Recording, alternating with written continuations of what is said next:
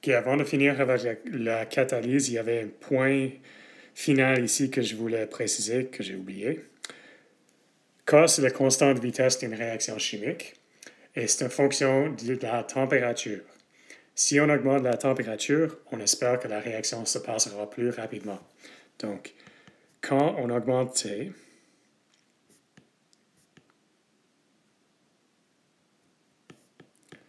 plus de molécules auront assez d'énergie pour effectuer la réaction, donc la réaction se passera plus rapidement, ce qui est prédit par cette équation-là.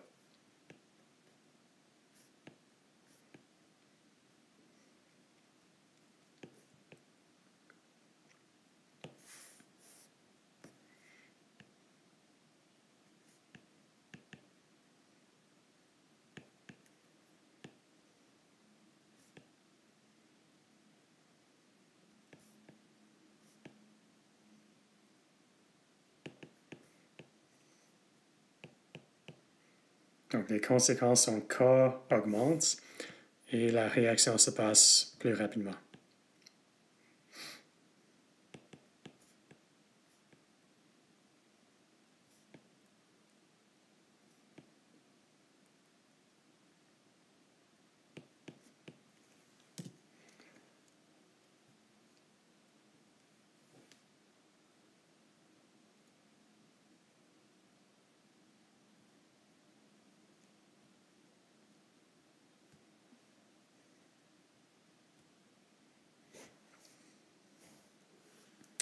Bon, donc la catalyse.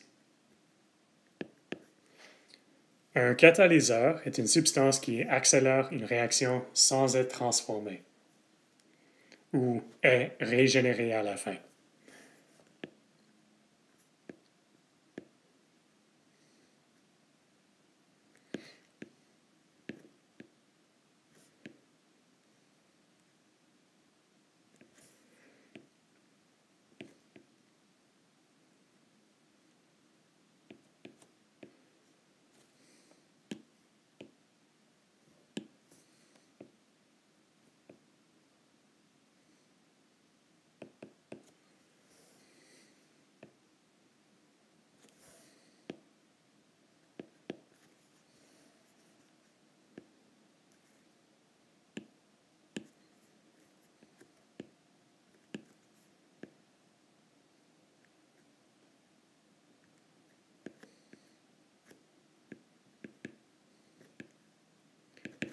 Okay, ça, c'est une définition assez précise. Il y a plusieurs exceptions. Maintenant, de nos jours, pour chaque chose qui accélère une réaction, on dira catalyseur, même si c'est utilisé et détruit. Quand même, c'est correct. Donc, il y a deux types. Il y a la catalyse homogène. Donc là, le catalyseur et les réactifs sont dans la même phase. D'habitude en solution.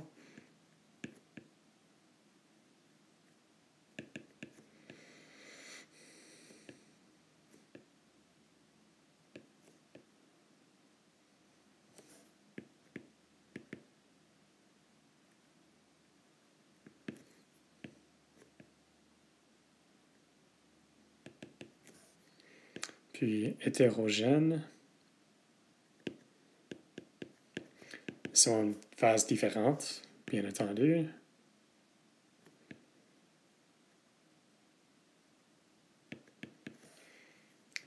Et ce sont des réactions de surface comme exemple.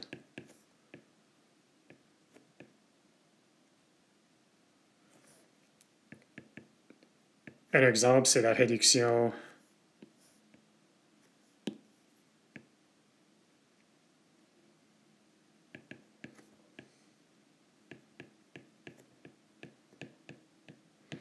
bon.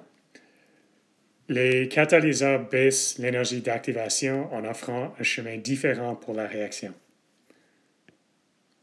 Donc, ça, c'est en général pour tous les catalyseurs.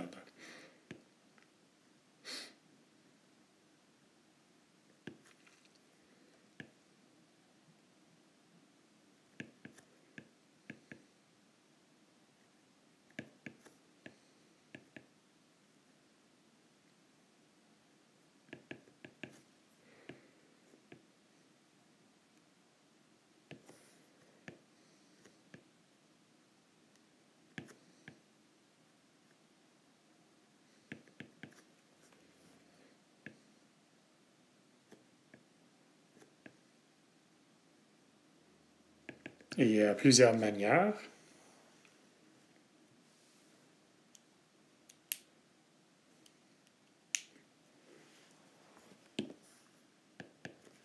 La stratégie la plus présente, c'est de stabiliser l'état de transition.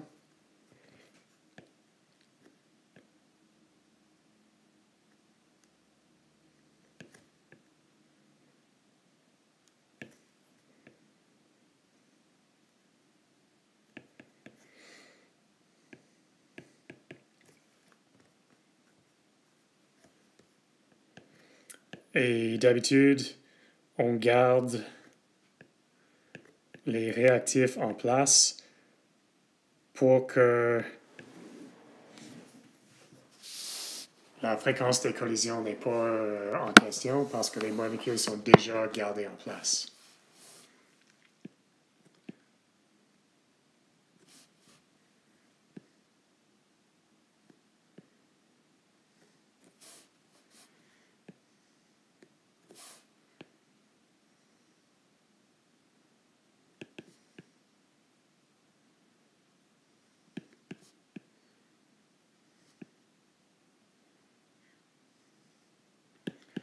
Donc, dans un cours de biochimie, vous allez voir beaucoup plus d'exemples de ça. En principe, il y a plusieurs façons d'y aller, mais ils sont tous similaires en tant que les réactifs sont gardés en place, donc ils ne bougent pas, et aussitôt qu'ils ont assez d'énergie, ils font la réaction, ce qui passera plus rapidement car ils sont déjà à la bonne place pour faire la réaction. Aussi, les catalyseurs vont stabiliser les états de transition, qui va baisser l'énergie d'activation, donc plus de molécules auront assez d'énergie pour faire la réaction. Bon, donc avant de discuter les enzymes et les complexes organométalliques, on regardera un exemple, disons, classique d'un mécanisme petit. Donc, la réaction de peroxyde d'hydrogène pour former ça, de l'eau et de l'oxygène. Cette réaction est catalysée par iodure.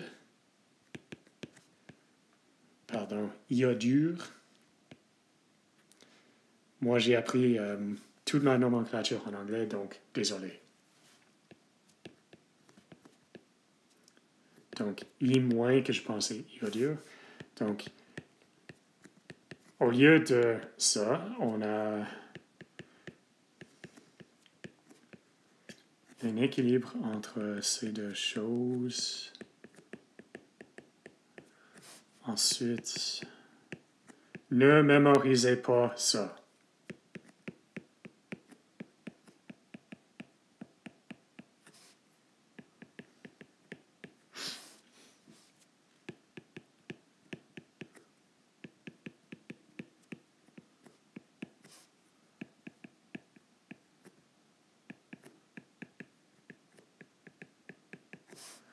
Donc, ça, c'est un exemple particulier où le catalyseur, qui est quoi? L'iodure, est impliqué directement dans le mécanisme, mais est reformé à la fin.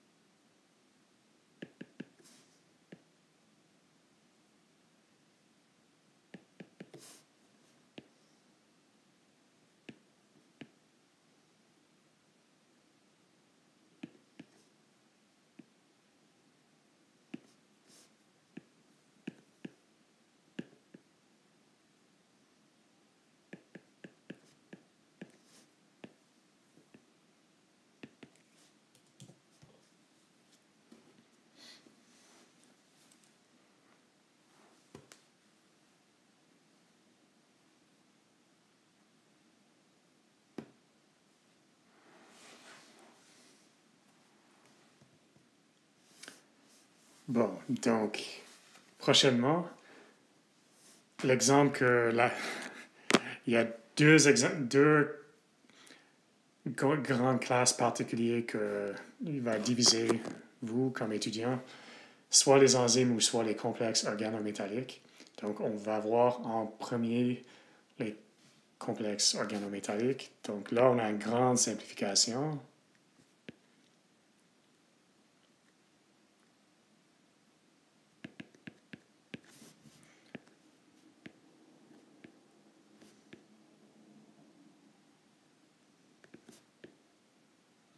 Donc, en gros, c'est ça le but. Les détails sont, disons, compliqués, particuliers pour chaque réaction, mais en gros, c'est ça. Donc, on a une réaction qui forme un lien entre deux choses, X et Y. Il faut que X et Y ont assez d'énergie, puis forment une collision dans la bonne orientation, tout ça. Qu'est-ce que le complexe organométallique fait?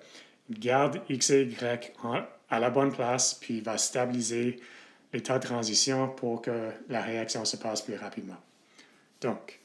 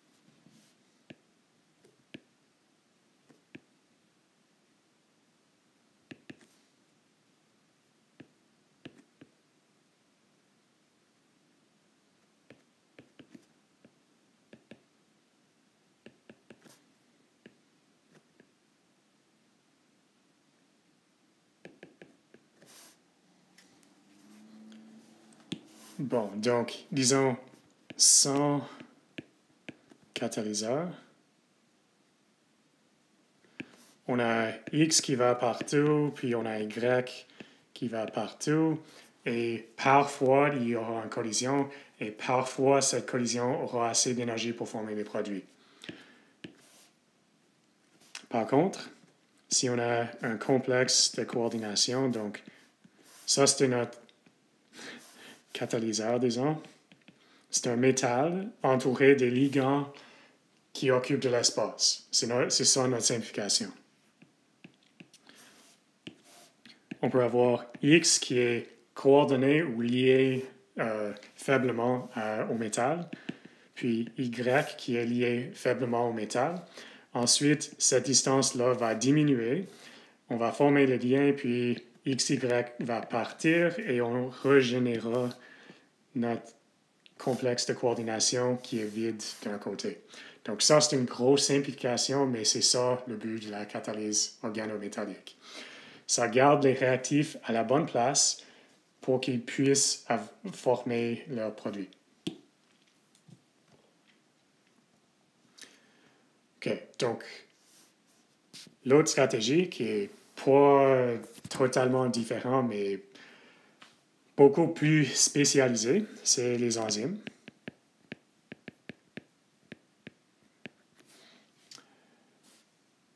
Donc, la différence, c'est que les enzymes sont beaucoup plus grands.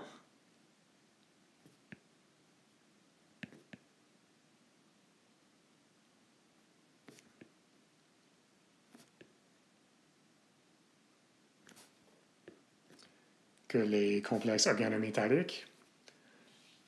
Les réactions qu'ils catalysent sont aussi beaucoup plus grandes, car les biomolécules sont plus grandes, et ils sont très, très, très efficaces.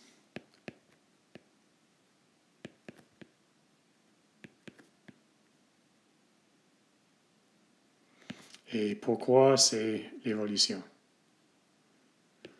Donc, les enzymes qui sont plus efficaces seront plus présents et ça accumulera dans beaucoup de temps. OK. Le modèle de l'action, ça se dit clé-serrure. Même en anglais, on dit lock and key. Donc, ça, c'est une phrase pour essayer d'expliquer ce qui se passe. Le substrat, c'est la molécule qui va faire les produits. C'est un des réactifs.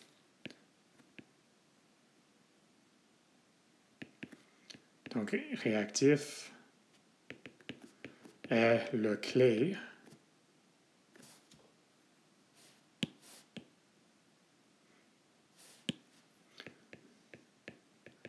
Devient fixé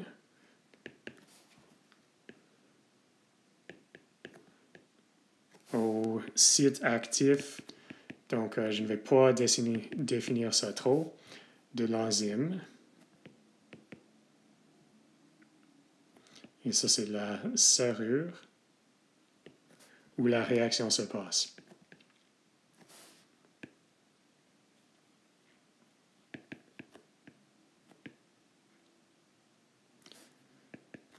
Donc, le site actif est spécialisé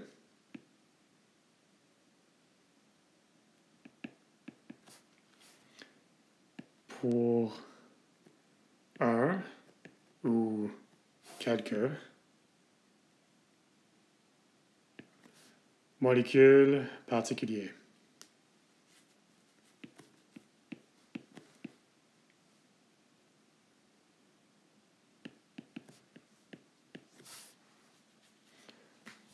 Okay, la mécanique de comment ça marche sera présentée dans un cours qui n'est pas le présent cours, mais qui est très intéressant quand même.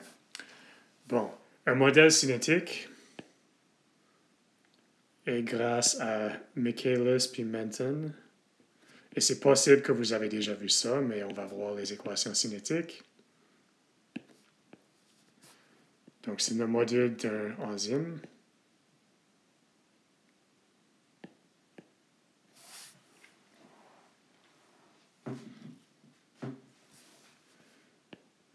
Donc, on a enzyme, puis réactif en biochimie s'appelle substrat. Pourquoi? Parce que, donc, on a enzyme puis substrat qui sont séparés. Il y a un équilibre entre un composé où le substrat est fixé sur l'enzyme, et là, on forme l'enzyme puis le produit de la réaction.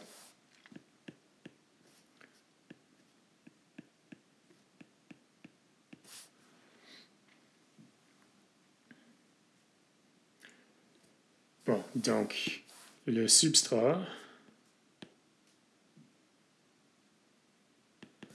doit lier à l'enzyme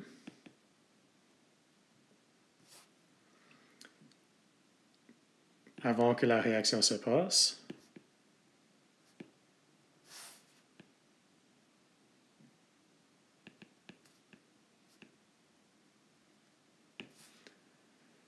Qu'est-ce que ça veut dire? Ça veut dire que la formation du complexe enzyme-substrat est limitante. Donc, aussitôt que le complexe ES est formé, on va former des produits. On peut donc utiliser l'approximation d'état stationnaire. Et c'est quoi les ce sont quoi les intermédiaires? ES. Bon, donc on développe les équations.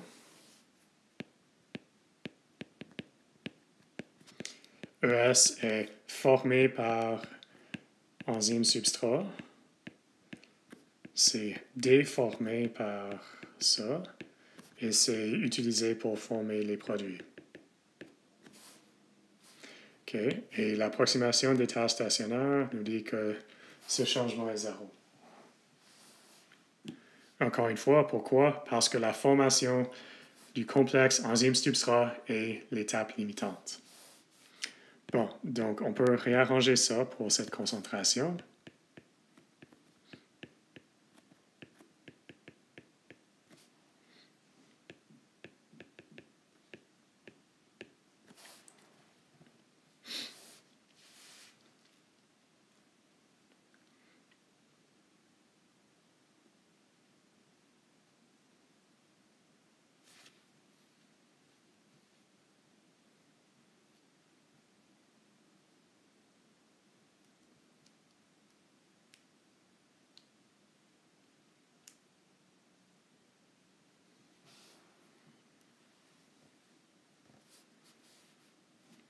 OK, on va définir Km comme Ka divisé par Ka' plus Kb. Donc ça, c'est un constant. Et on peut réarranger cette équation-là pour voir que Km, c'est... pardon, c'est pas ça qu'on veut. C'est ça. Donc, on peut réarranger cette équation pour voir que Km, c'est ça, même s'ils ne sont pas à l'équilibre. Donc, comment est-ce qu'on reçoit ça? On réarrange cette équation-là. Bon, en tout temps,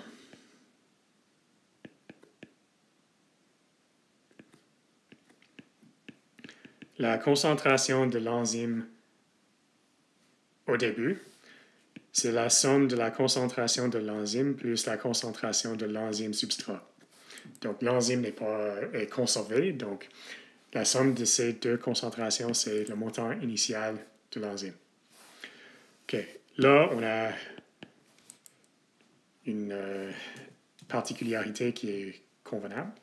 Souvent, le substrat est en grand accès.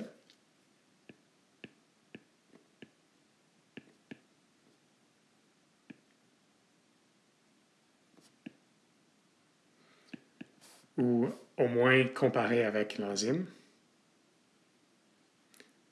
Parce que un enzyme peut produire plusieurs réactions.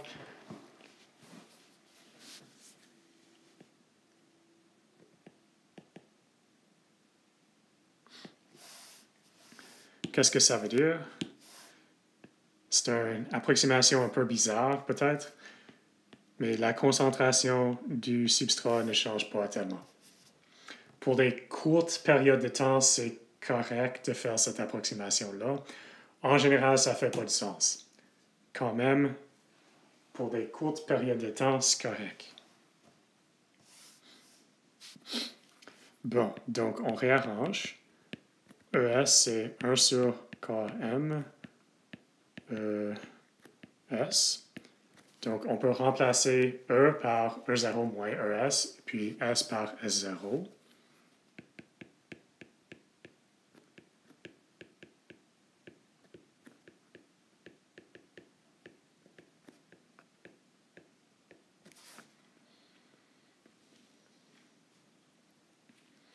OK, là, il y a quelques étapes pour simplifier. À la fin, on aura une forme linéaire. On le fera. Bon, c'est égal à quoi?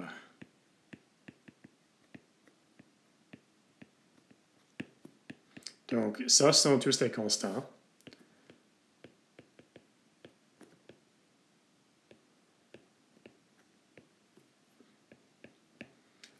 S0 puis Km sont constants. ES n'est pas constant. ES, c'est ce qu'on cherche ici. Donc, ES plus ES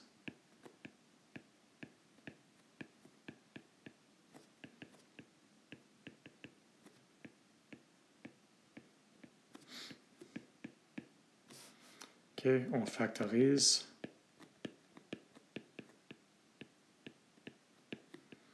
OK, là, 1, S0 et Km sont des constants.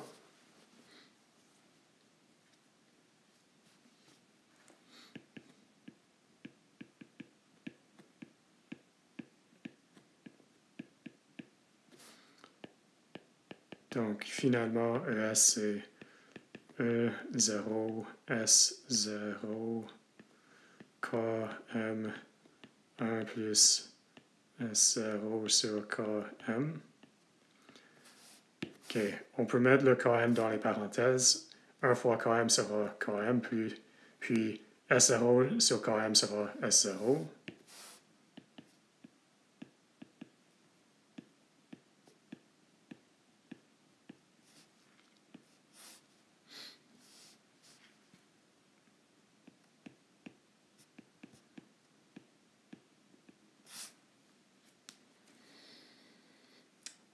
OK, c'est correct, mais ce n'est pas la façon qu'on l'écrit d'habitude. On va factoriser S0 du dénominateur.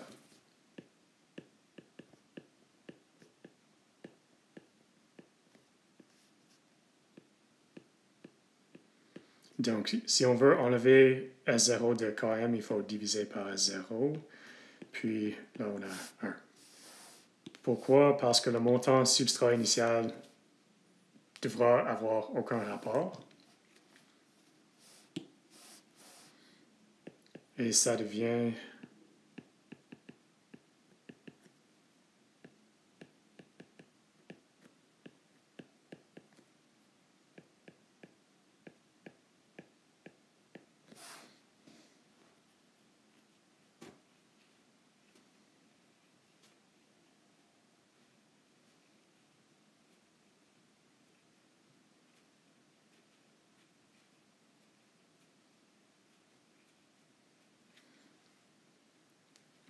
bon. Donc, ça, c'est la concentration du complexe enzyme-substrat en tout temps si on peut utiliser l'approximation d'état stationnaire.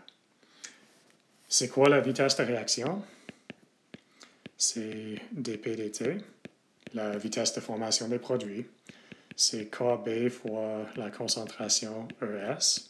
Donc, c'est Kb E0, 1 plus Km divisé par S0. OK, là, il y a 2 cas possibles. OK, donc on a un montant initial donné. Puis, on a S0 est très, très grand. Donc, on a un montant illimité de S0.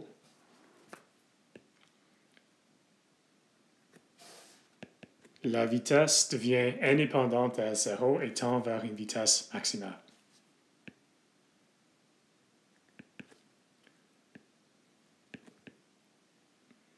Comment? On verra.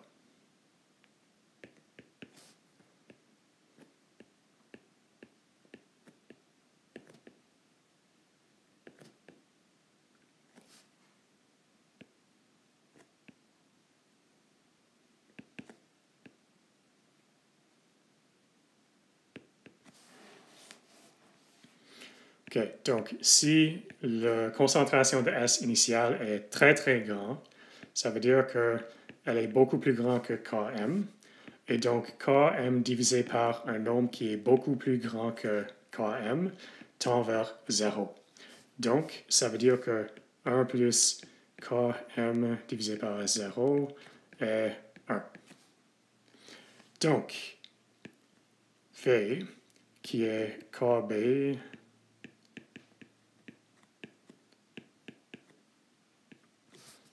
tend vers ça. Et ça, c'est juste Kb, concentration d'enzyme initiale. C'est un constant et c'est la vitesse maximale. On ne pourra pas avoir une vitesse plus grande que celle-là, donc on l'appelle Vmax. Okay, donc ça, c'est la première situation. La deuxième, si la concentration du substrat initial est faible,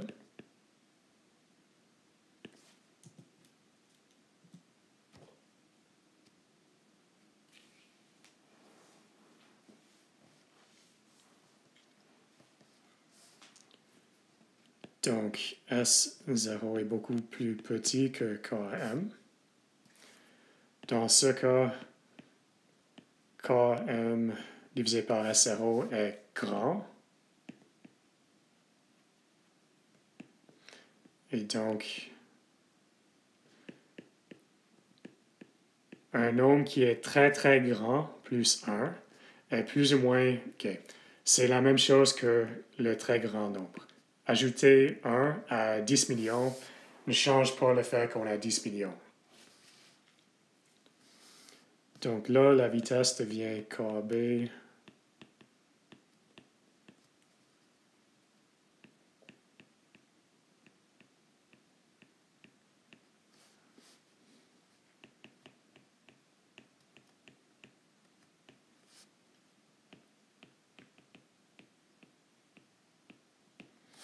Donc ça, c'est si la concentration du substrat est faible. Généralement, ce n'est pas le cas, donc on n'a pas vraiment besoin de discuter cela. Quand même, je vous compte être capable de raisonner les équations comme ça. Bon, donc c'est souvent le premier cas. Et on l'utilise autant qu'on remplace KB E0 par Vmax. Donc, la vitesse de réaction est Vmax divisé par 1 plus Km divisé par E0. Et ça, c'est l'équation Michaelis-Menten.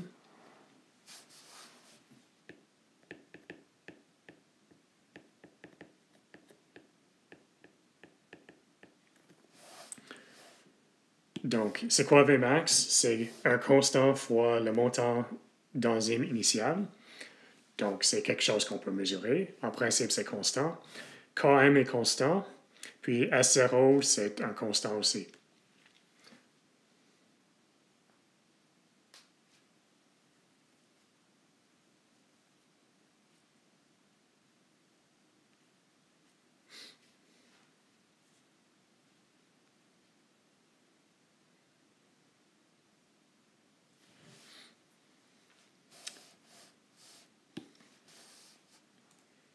OK, la dernière chose, je vous garantis à l'examen, il faudra dessiner une loi de vitesse en forme linéaire. Donc, il faut être capable de mettre l'équation de Michaelis-Menten en forme linéaire. Donc, on avait V, c'était Vmax 1 plus Km divisé par S0. Je viens de dire que S0 est constant, mais c'est le variable.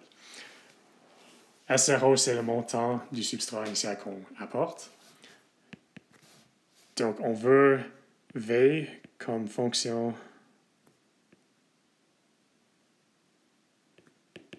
de S0 en forme linéaire.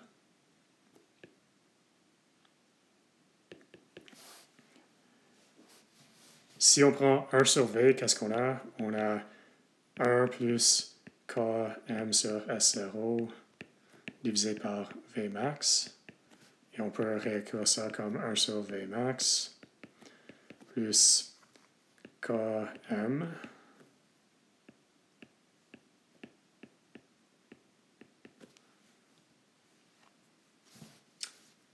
Bon, Y est égal à B plus AX. On peut faire un plot. Et c'est un plot un peu bizarre à cause que c'est 1 sur V. Puis ici, on a 1 sur S0. On ne peut pas aller jusqu'à 1 sur S0 est égal à 0.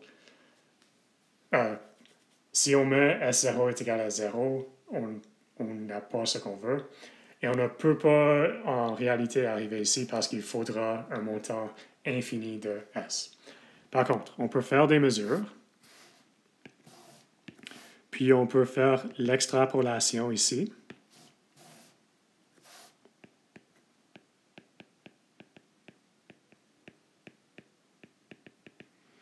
À cause que c'est linéaire, c'est correct de faire l'extrapolation. Donc ça, ce sont des choses mesurées.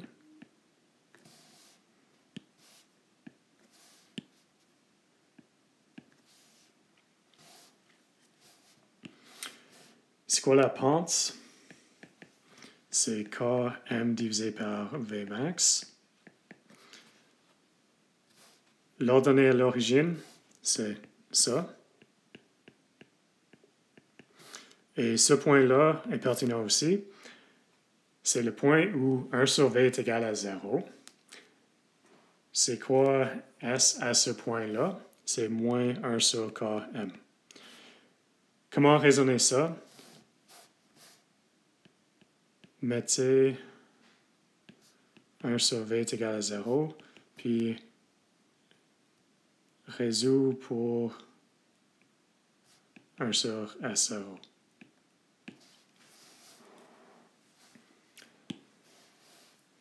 Bon, ce plat-là a un nom, parce que c'est en biochimie. Ça s'appelle Lineweaver-Burke. Si vous ne connaissez pas ce nom, je ne serais pas déçu. L'important, c'est d'être capable de le mettre en forme linéaire. Bon, donc ça c'est le modèle Michaelis-Menten. Il y avait plusieurs approximations là-dedans. C'est possible de résoudre des équations exactement sans utiliser quelques approximations, mais ça vous donne des fonctions très très compliquées qui ne sont pas bien définies. Ils sont bien définis, mais pas faciles à écrire, disons. On ne le fera pas. Quand même, c'est intéressant si vous voulez le savoir. Dans vos prochains cours, donc pas dans ce cours,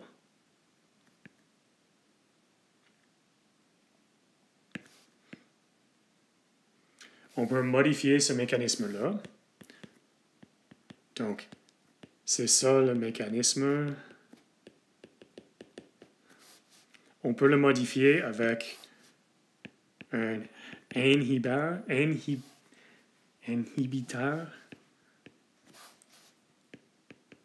Donc, qu'est-ce que ça fait? Ça ne détruit pas l'enzyme, mais c'est quelque chose qui est en compétition avec le substrat pour occuper le site actif. Donc, si il lie à l'enzyme, cette enzyme-là ne peut pas participer à la réaction. Donc, ça s'appelle la inhibition compétitive.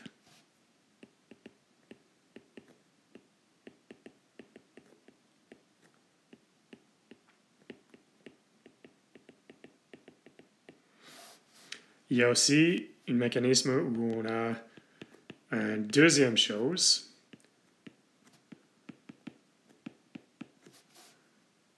Et là, on a un inhibiteur différent qui peut lier à le complexe enzyme-substrat activé et le désactivé, disons. Donc, cet objet-là ne réagit pas pour former les produits. Ça, c'est de la inhibition incompétitive.